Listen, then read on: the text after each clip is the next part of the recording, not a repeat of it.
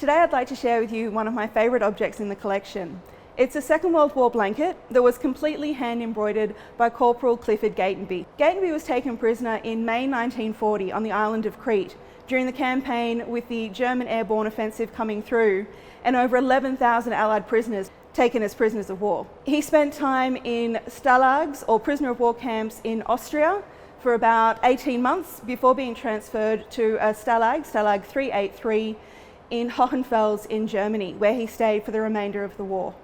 Hohenfels was actually considered one of the better, more comfortable camps during the war. It was considered a holiday camp, as described by one prisoner, compared to the harsher conditions in other prison camps.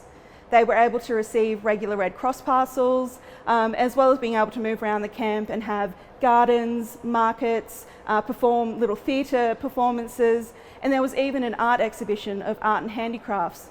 And I wonder whether this blanket may have even been displayed in that exhibition. Gatenby's blanket is simply a woolen, grey, army-issued blanket that he first began embroidering simply by putting his name, service number and unit up in the top right corner to say that this was his blanket.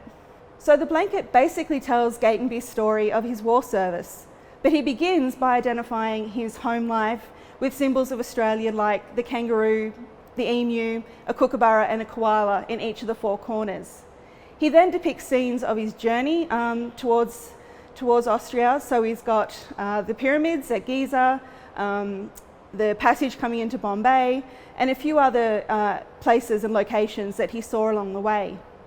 He also includes scenes from his camps. So we've got a scene of the Catholic Church in Marburg, and then on the opposite side of the blanket, we have the scene actually from the camp looking out at the Alps at Spital and the town scene behind the prisoner of war.